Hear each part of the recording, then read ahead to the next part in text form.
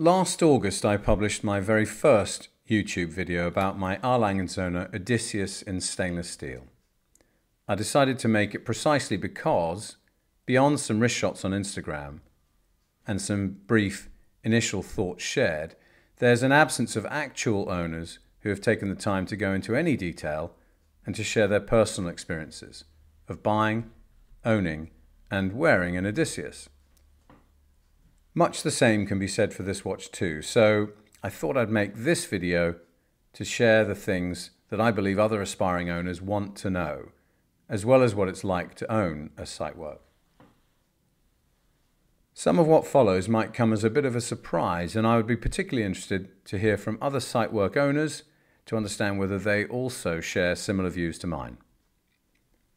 This video covers the journey to owning my Zeitwerk, justifying the price of luxury watches to myself and the perception of others, my Zeitwerk fiasco and how it subsequently makes me feel, how I reached my buying decision, the intricacies and appeal of the Zeitwerk, my likes and dislikes including legibility, wearability, niggles, and lastly, what the future holds for my Zeitwerk and me. For ease of reference, there's an index in the YouTube description under broad topic headings, so you can skip directly to the sections that interest you most. In July, I will have owned this now discontinued Zeitwerk by alangeandsohne in white gold for 2 years. Prior to making my purchase, I wasn't altogether certain that I wanted to buy a Zeitwerk. It was just one watch out of a small handful of watches that I was in love with and trying to decide upon, and I couldn't quite make up my mind. I'd been to the alangeandsohne boutique on Old Bond Street several times. By now, I was reasonably familiar with the team there, as they were with me, and I'd glanced at the Zeitwerk in the display case each time. I'd even gone as far as to hold it and to briefly put it on my wrist, but if I'm really honest with myself, each time I'd done so, my need state and purpose for being in the boutique was with another specific alangeandsohne watch in mind. So whilst I had very briefly looked at the Zeitwerk, each time I'd done so, I'd been distracted and my attentions and focus had been on other watches. If I'm brutally honest with myself, the Zeitwerk is such a lot of money, to the extent that initially each time I'd seen it, I just felt there were other, more affordable and usable alangeandsohne watches that were more realistically priced for me, and which I felt I would want to buy and own first before taking the plunge. In that sense, the Zeitwerk is not a starter watch. So I hadn't ever really contemplated buying a Zeitwerk before. There's an interesting psychological point here, and one which I want to briefly just touch upon. To recap, my personal history and experience with alangeandsohne watches had followed this path. Initially, I got curious about the brand, having come across it on YouTube. I saw many videos about alangeandsohne and their watches. I really loved what I saw and heard, and in particular was taken by the Odysseus. So, naively, I decided that I wanted to go and buy an Odysseus. However, on visiting the boutique, it became clear that I wasn't eligible to buy one. They were for existing alangeandsohne clients only. As I say, I was already sold on the brand, and standing in the boutique, at that moment, I fell in love with the Saxonia Thin in pink gold, so I bought one for £13,900. Some time later, my Saxonia Thin needed to be repaired after I jumped into a pool, forgetting it was on my wrist. That triggered a hefty £2,500 repair bill. Sometime after that, I was told that I was on the waiting list to receive an Odysseus, so whilst I hadn't yet made the purchase or even paid a deposit, in my head I'd nevertheless spent another £26,700 on my next Lange watch, the Odysseus. I didn't know when I would receive my Odysseus and didn't actually buy it until February 2022, but I had made provision for one, and as I say, I was buyer ready.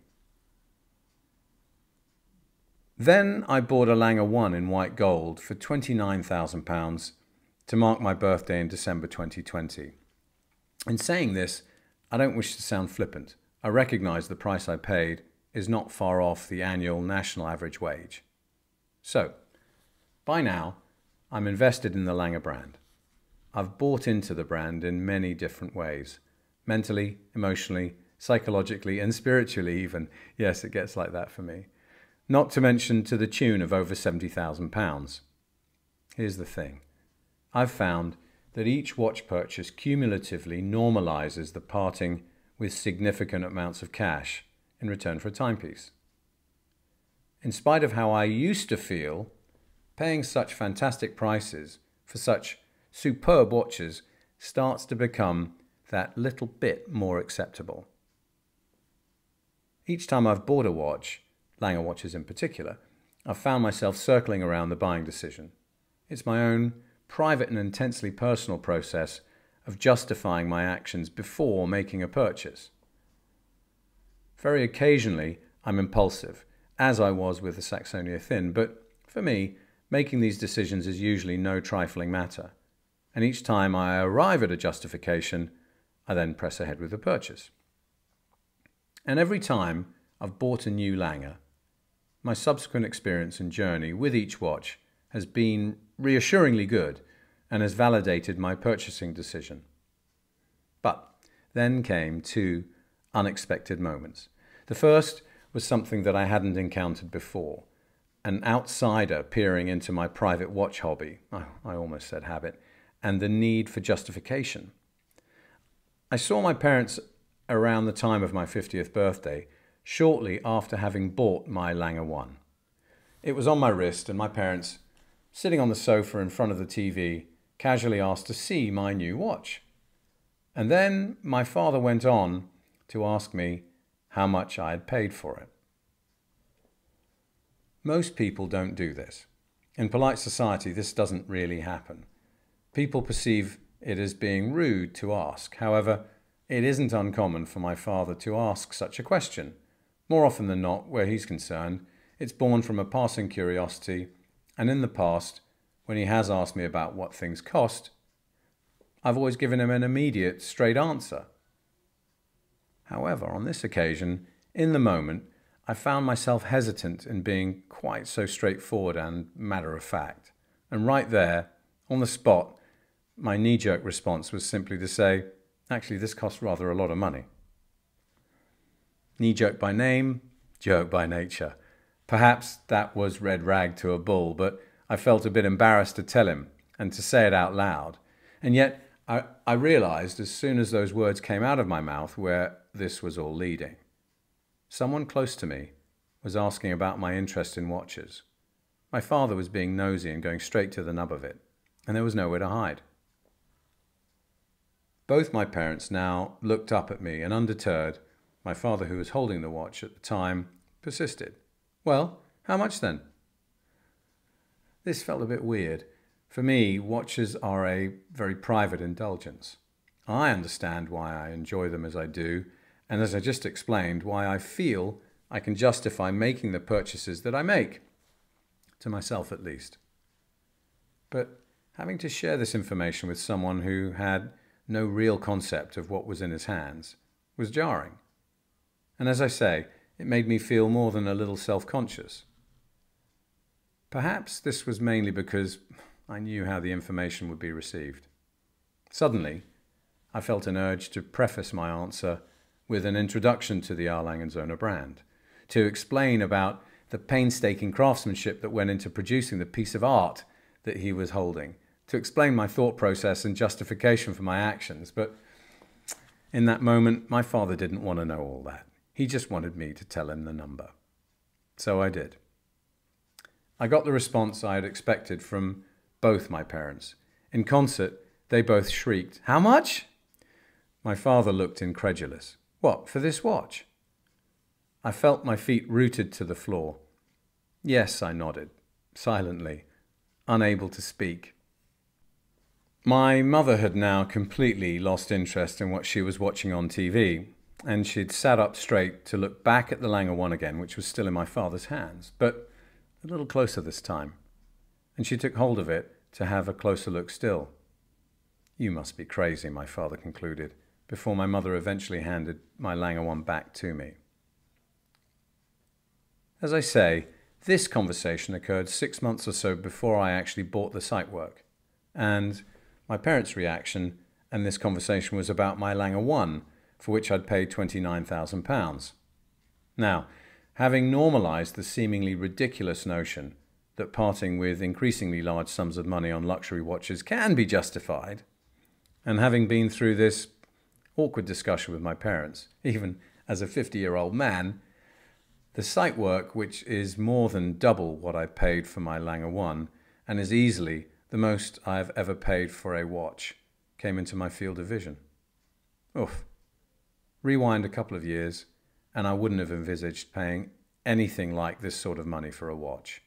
However, that's the point of me sharing my experience with you. The second unexpected moment was my Zeitwerk fiasco.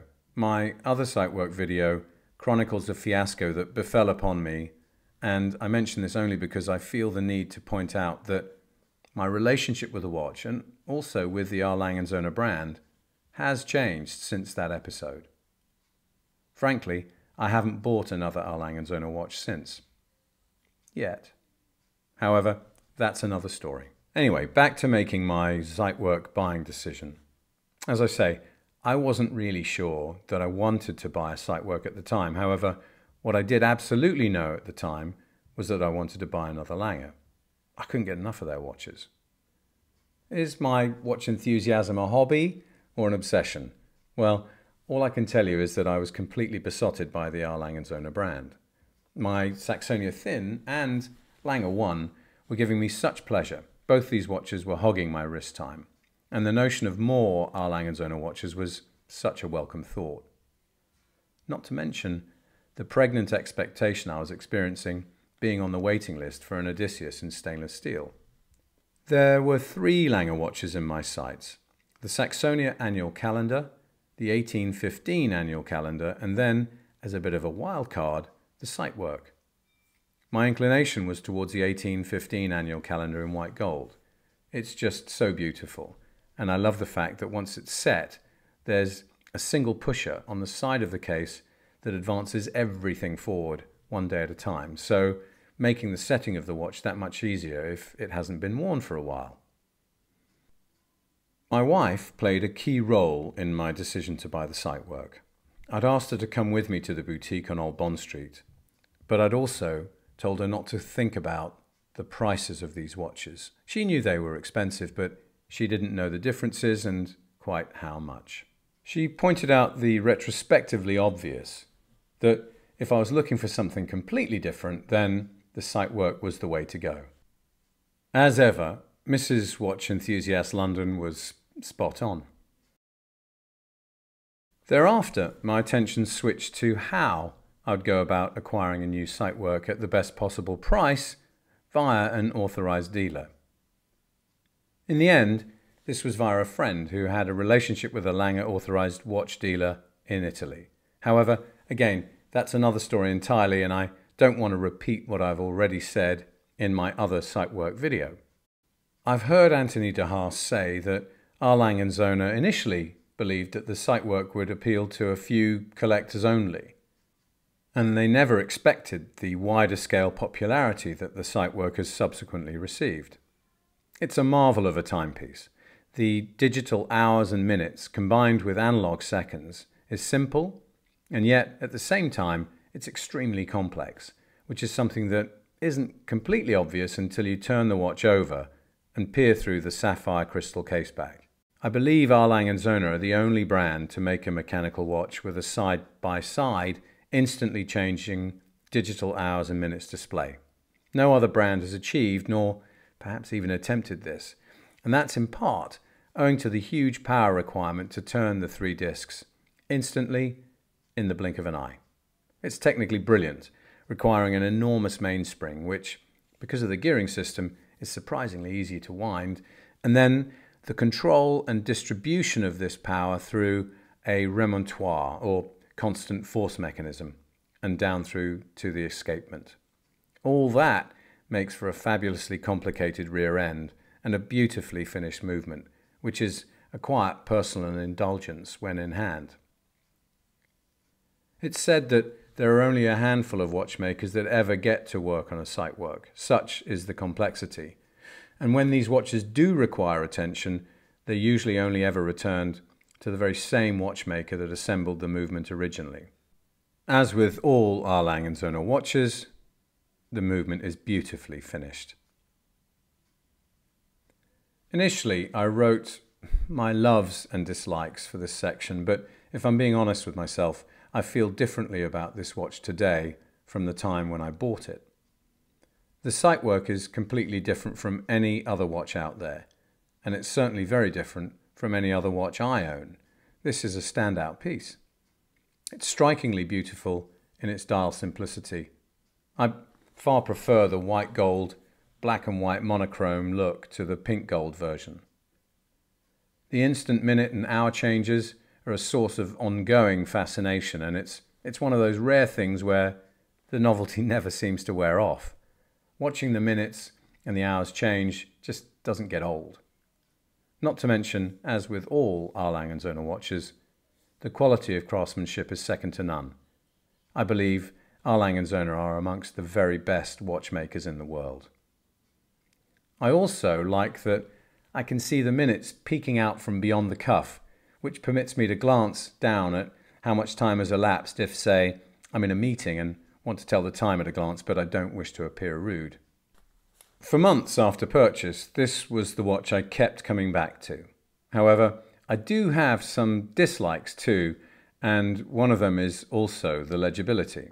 Now, I know I've just given you one reason why I appreciate the legibility of the Zeitwerk. However, the legibility also happens to be my main bugbear. And that's because of how I still need to adjust and train my eye to read the time, even after nearly a couple of years on the wrist.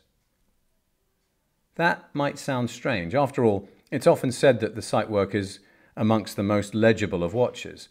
The digital display shows side-by-side hours and minutes, reading from left to right. It reads across as you would read the digital time on your phone or iWatch. That's pretty simple, right? Well, I've found that time-telling isn't quite so convenient. Why? Well, I believe it's got something to do with the spacing between the hours and minutes. You sort of have to look twice, once to the left to read the hour, and then the eye needs to scan across to the minutes to complete the time-telling. It's quite unlike telling the time using the digital readout on my iPhone, for instance, where I can straight away see the time without shifting my gaze from left to right.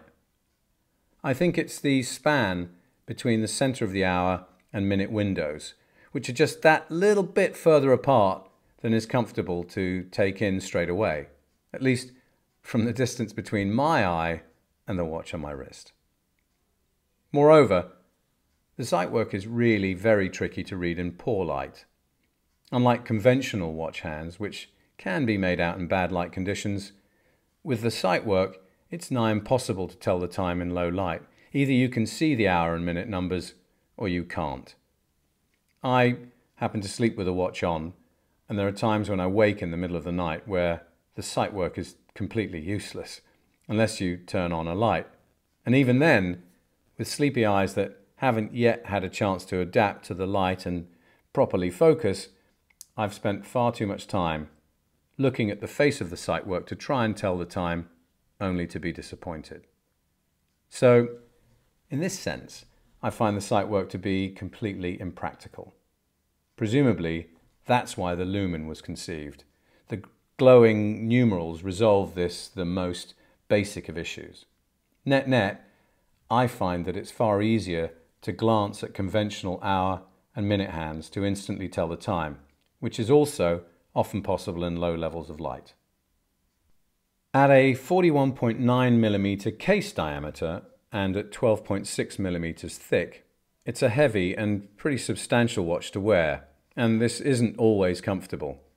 I tend to cycle a lot, and the bumpy London roads and cycle paths sometimes make this an uncomfortable choice for when I'm cycling around London.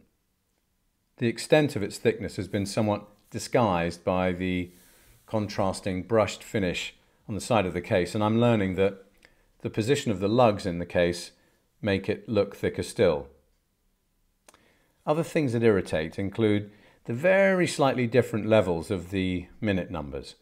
It's unlike my Bremont Supernova or my Bremont Longitude, for example.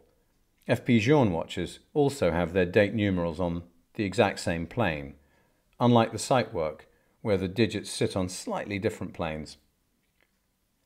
It's a minor point to note, and it's the same with my Odysseus, for example, but these things do register, and sometimes, and for me, in the case of the Zeitwerk, these niggles start to become a thing. I've yet to compare the new version of the Zeitwerk with my now discontinued model, but ultimately, I suspect the only differences a wearer might experience are with the size and wearability. I don't believe the legibility will be any better, unless you're fortunate to own a Zeitwerk Lumen. Has the novelty of this watch ever worn off? No, not really, although I have to confess that I do feel slightly different towards my Zeitwerk since my fiasco experience. Does that really change anything? Well, right or wrong, actually it has. I'm wearing my Zeitwerk less than before. Not so with my other Lange watches, which all get more wrist time.